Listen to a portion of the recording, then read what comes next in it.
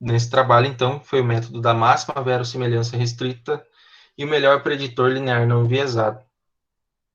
Então, o BLUP, então, que é o melhor preditor linear não enviesado, ele foi desenvolvido por Henderson em 1949 e ele é extensamente utilizado na área do melhoramento genético. Ele apresenta os resultados mais complexos, também conseguindo atingir a maximização do ganho genético da cultura.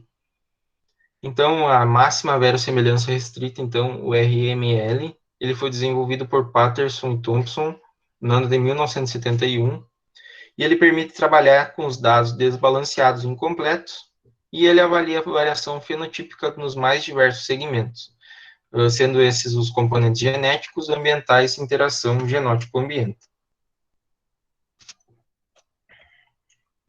Então, quando se trabalha com esses dois juntos, esses dois métodos, se tem a maximização do ganho genético com seu verdadeiro valor, se tem a diminuição do erro de previsão do valor genético, e ele compara também os indivíduos em tempo, em anos e espaços locais e blocos.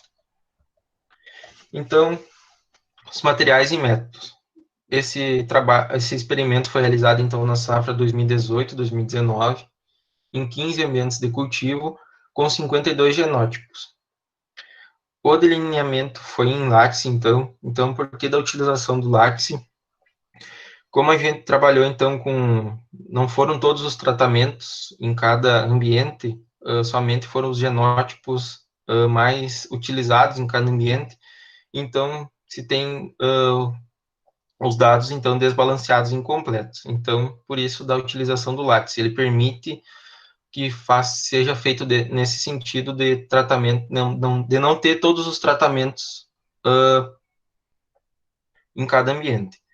E os tratamentos, então, eles foram dispostos em 3 repetições. Então, aqui na primeira tabela, então, da caracterização dos ambientes de cultivo, microrregião de zoneamento agrícola, a altitude, as coordenadas geográficas, a precipitação e a classificação do solo dos respectivos ambientes. Então, o ambiente 1, então, de Augusto Pestana, todos esses ambientes estão na microrregião de zoneamento sugícola, então, 102. A latitude e a longitude não vai modificar muito para cada ambiente, pois todos estão na região noroeste do estado do Rio Grande do Sul.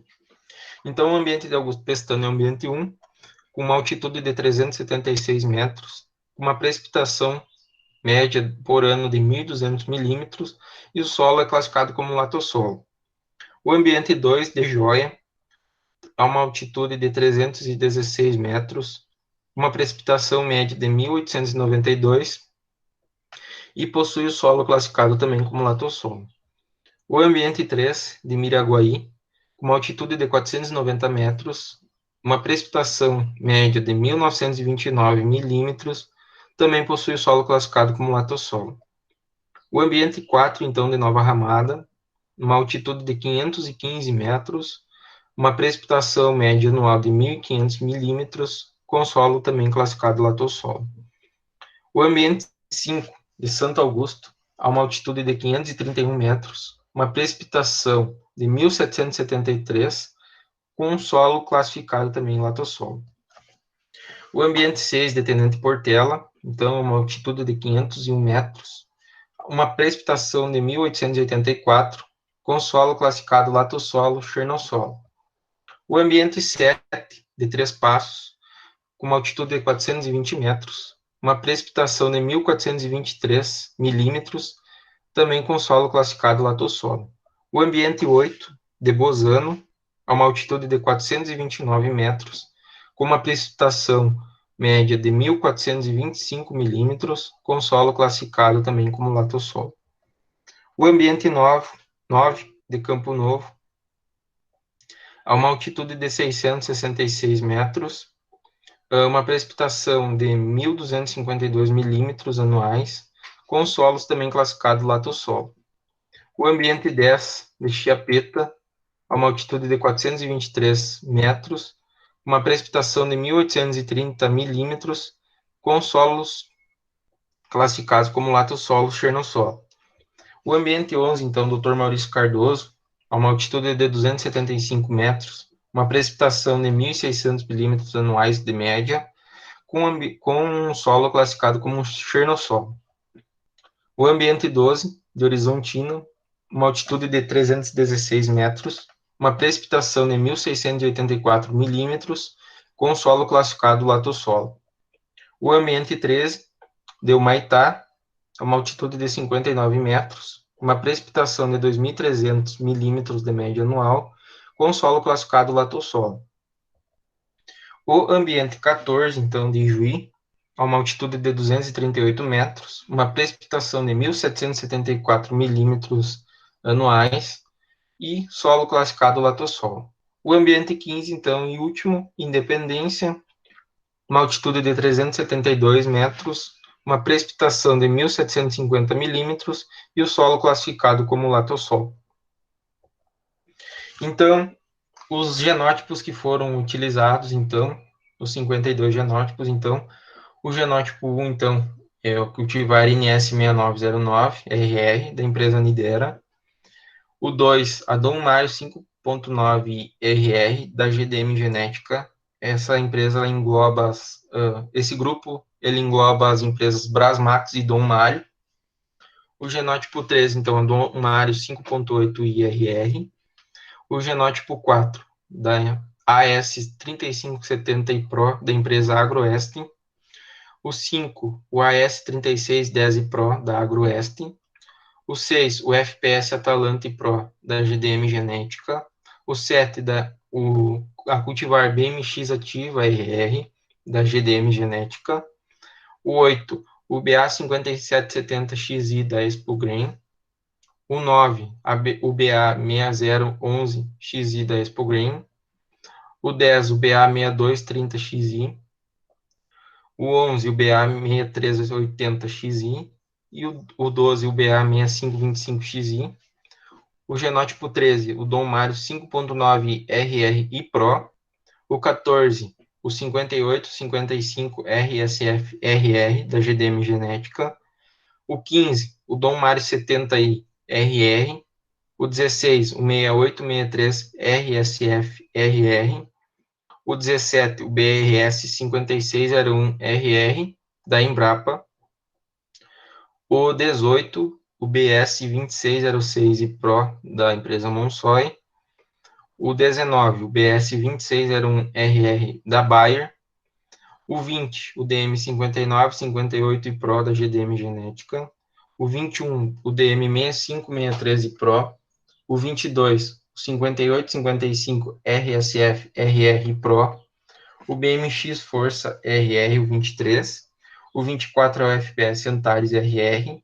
O 25 é o FPS Urano RR. O 26 é o IGRA RA 626RR da Bayer. O genótipo 27 é o FPS Júpiter RR da GDM Genética. O genótipo 28 é o LG 60163 e Pro da TMG. O 29 é o 5892 e Pro da Monsoy. O 30 é o 5947 e Pro da Monsoy. O 31 é o 6410 e Pro da Monsoy. O 32 é o NS 4823RR da Nidera. O 33 é o NS 5445 e Pro. O 34 é o NS 5909RR.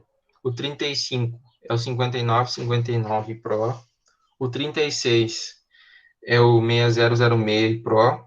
O 37 é o 6211RR.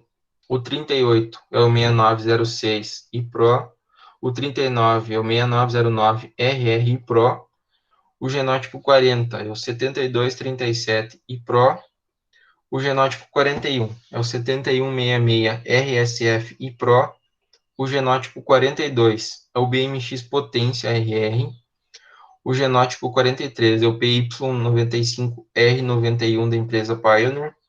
O genótipo 44 é o SYN1257RR da Syngenta. O genótipo 45 é o TEC 6029 Pro da Bayer. O genótipo 46 é o TMG 7062 e Pro da empresa TMG. O 47 é o TMG 7062RR. O genótipo 48 é o 6863RSF-RR. O genótipo 49 é o BMX Turbo RR. O genótipo 50 é o SYN1059RR da Syngenta. O genótipo 51 é o 6968RSF-RR. E o genótipo 52 é o 6160RSF e PRO, também da GDM Genética. Então, a semeadura ela ocorreu na segunda quinzena de novembro de 2018, com 10 sementes viáveis por metro linear. E os manejos nutricionais, então, foi 250 kg por hectare de NPK com formulação 10-20-20 na base, 200 kg por hectare de cloreto de potássio, e os manejos de plantas daninhas, insetos, pragas e doenças, ele foi feito de acordo com a necessidade da cultura. A variável analisada, então, foi o rendimento de grãos, onde, através da colheita, na segunda quinzena de abril de 2019, em parcelas de 10 metros quadrados, foram coletados 10 plantas e foi feita a massa estimada dos grãos dessas 10 plantas em quilogramas por hectare.